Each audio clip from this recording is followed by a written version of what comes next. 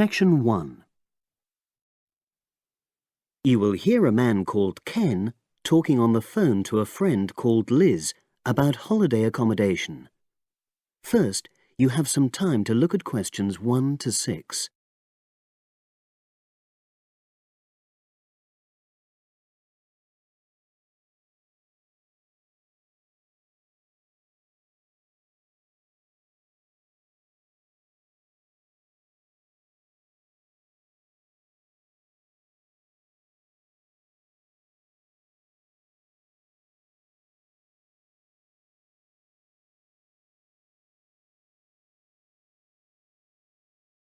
You will see that there is an example which has been done for you. On this occasion only, the conversation relating to this will be played first.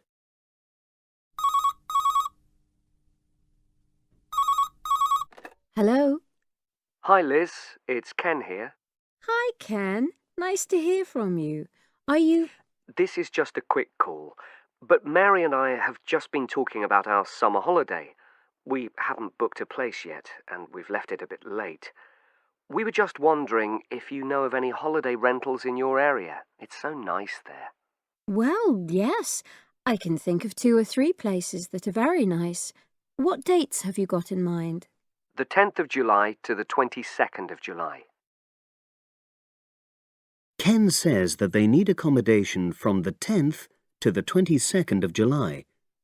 So the 10th to the 22nd of July has been written in the space. Now we shall begin. You should answer the questions as you listen because you will not hear the recording a second time. Listen carefully and answer questions 1 to 6.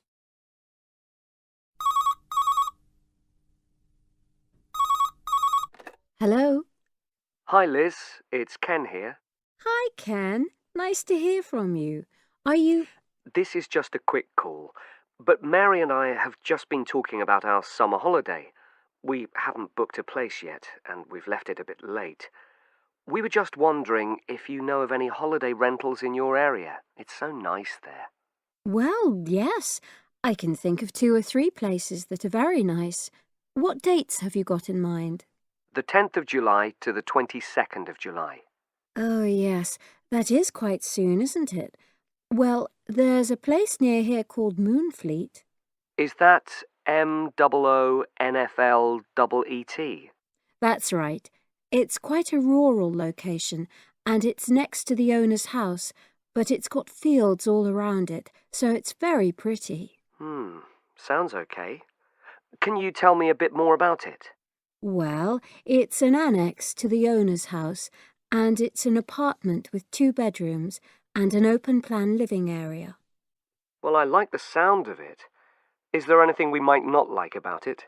Well, it's quite a distance from the nearest shops, that's all. Okay.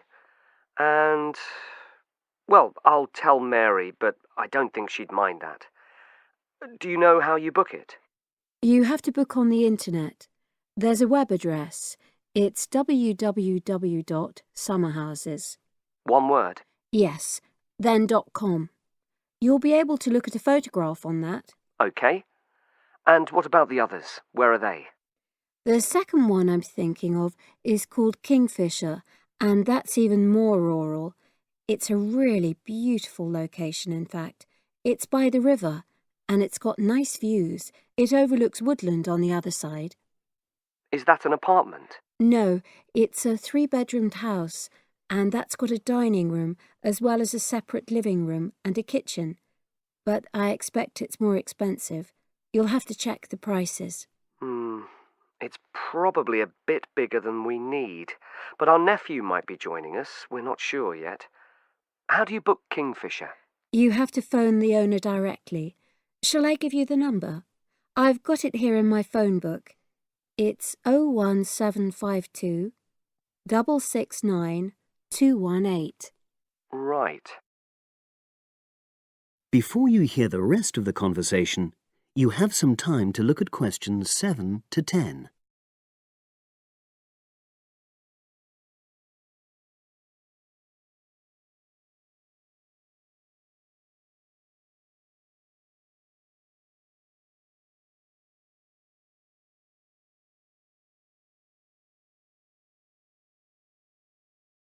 Now listen and answer questions 7 to 10.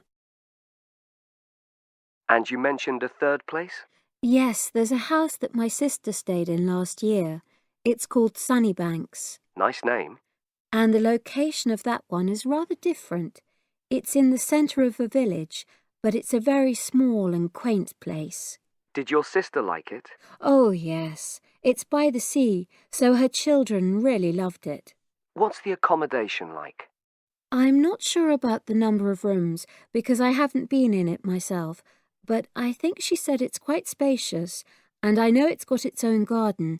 It's not very big, but it's not shared with anyone else, and it's supposed to be very pretty. Any snags? Problems? The only other thing I can think of is that there's nowhere for parking. The streets are too narrow, so you have to leave your car somewhere else and then walk to the house. It's only about 10 minutes away, but... OK. Well, I don't think it matters personally. How do you book it? There's an agent you have to contact. I don't know his details, but I can ask my sister and let you know tomorrow. Thanks, Liz. That'd be great. I'll talk to Mary and see what she says. Thanks for your help. That's okay, Ken. I'll speak to you again tomorrow. I hope you find what you're looking for. That is the end of section 1. You now have half a minute to check your answers.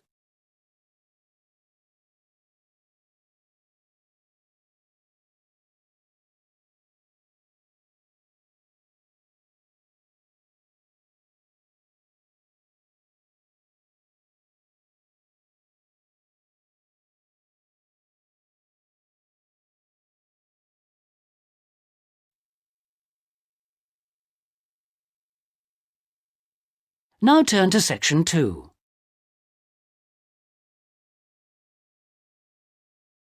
Section 2. You'll hear Jane Hemington talking about this year's summer festival. First, you have some time to look at questions 11 to 14.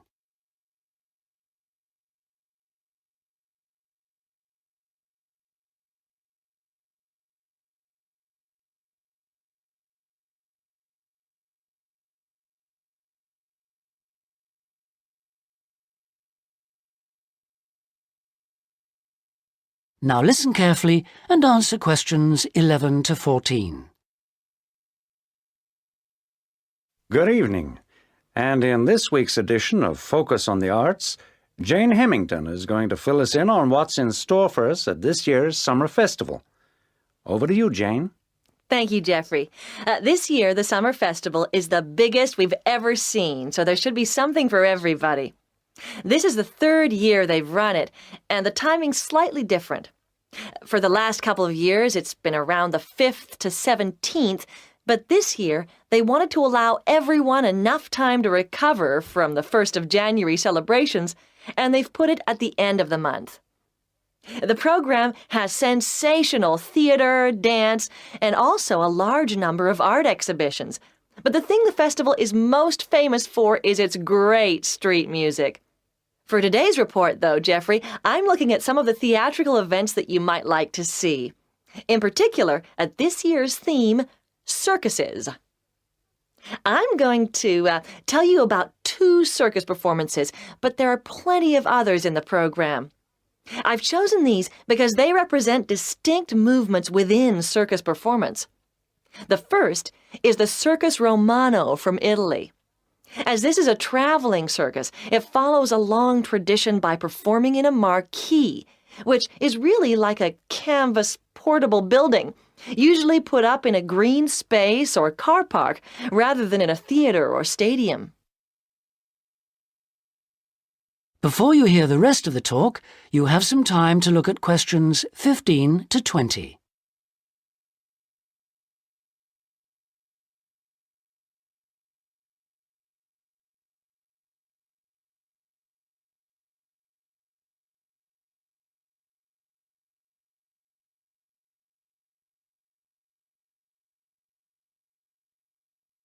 Now listen and answer questions 15 to 20.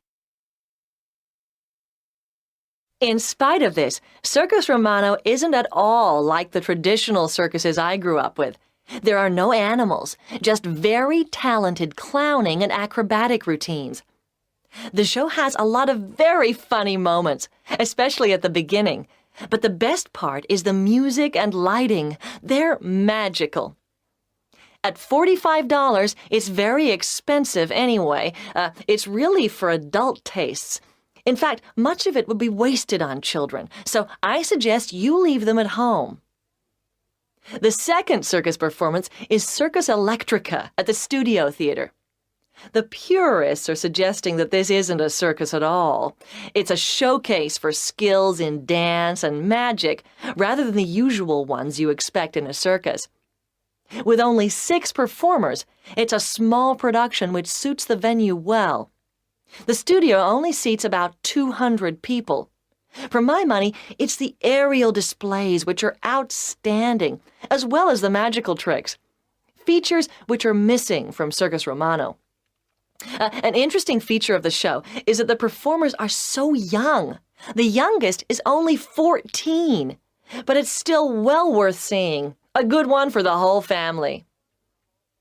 And finally, as it's summer, you may wish to see some of the festival performances that are being presented outdoors, like the famous Mekong water puppet troupe performing in the city gardens this week. Now, water puppetry is amazing. It's large puppets on long sticks, controlled by puppeteers standing waist deep in the lake. The puppets do comedy routines, and there is some terrific formation dancing. This is a fantastic show, and the best moment comes at the end, seeing the puppeteers. When the troupe walks up out of the water, you get this amazing feeling. It's really hard to believe that what you've been watching is lifeless wood and cloth.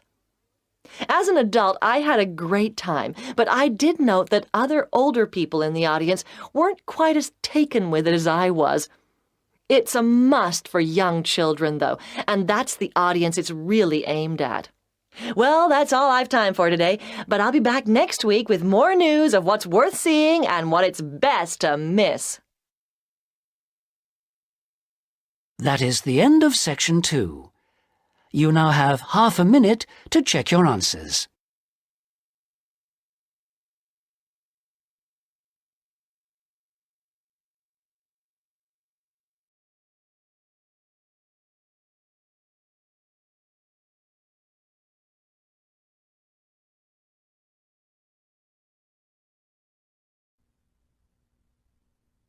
Now turn to Section 3 on page 203.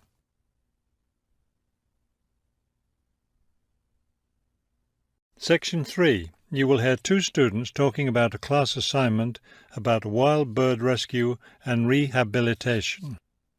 First, you have some time to look at questions 21 to 25 on page 203.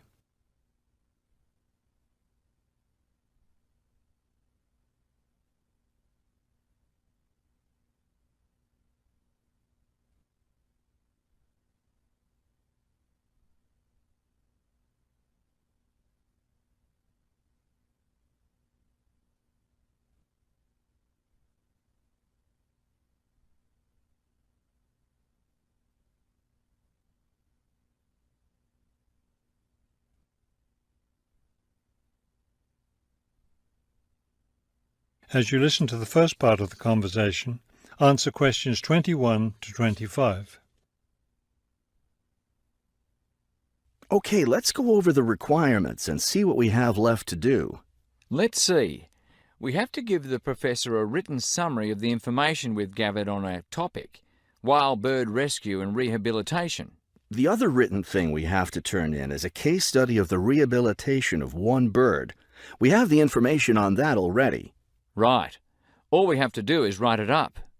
What about charts and graphs? Do we need to include something like that? I don't think so. They aren't really relevant, but we do have to turn in a list of the resources we used. Naturally. What about videos? I heard some of the other students were doing that. Well, I guess that must be optional, because I don't see it on the requirements list. Okay, we should start planning our class presentation, since that counts for half the grade. We've looked at lots of sources of information, but I think our best source was the interviews we did with the wildlife rehabilitators. Agreed. That and the journal articles. I think we have enough information from those two sources for the presentation anyhow. The books we looked at weren't all that helpful. I wonder if we should try to bring in some live birds for the presentation. That would be too difficult, don't you think? But we have lots of photos of rehabilitated birds. We can show those. Before you hear the rest of the conversation, you have some time to look at questions 26 to 30 on page 204.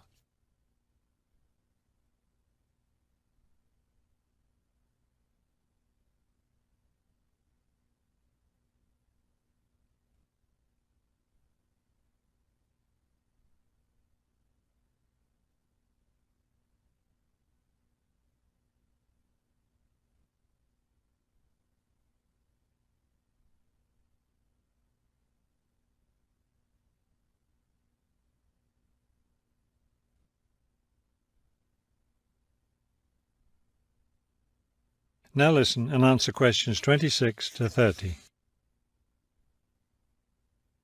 Right. Okay, I think we should start by talking about how to rescue a bird.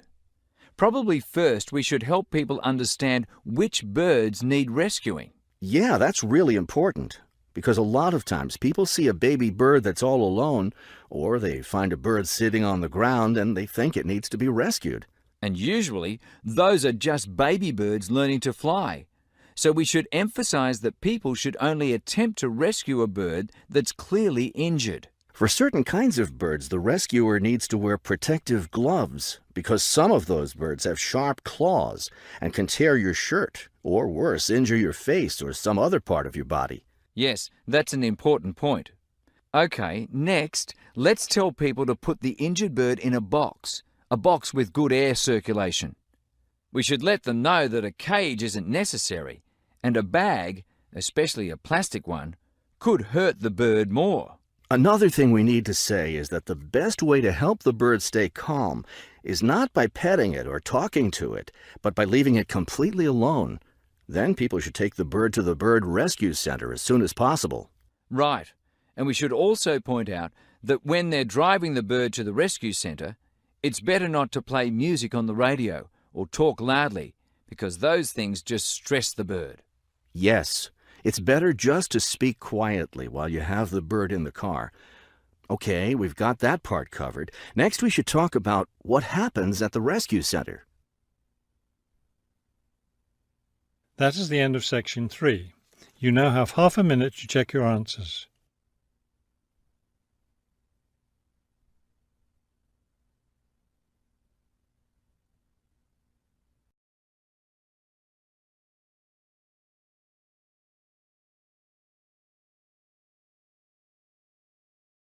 Turn to Section 4. Section 4.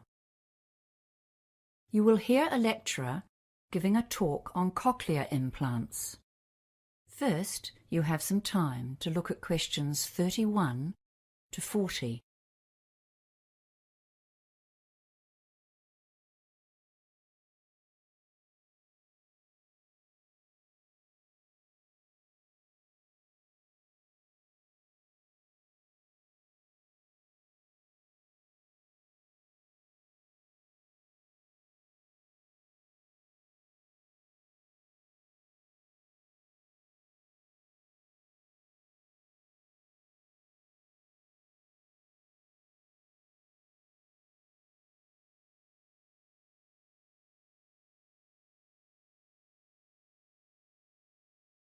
Now listen carefully and answer questions 31 to 40.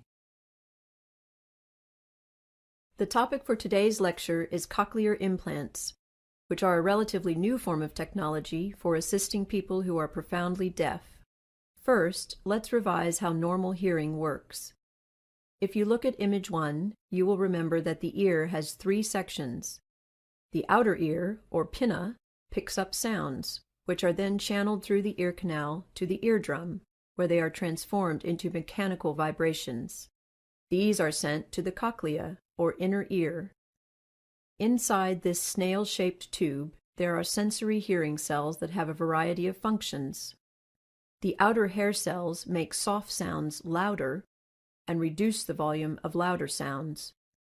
The inner ear cells transfer this information to the auditory nerve and thence to the brain, which interprets the input as sounds. This sophisticated and sensitive process allows us to process a huge variety of auditory input.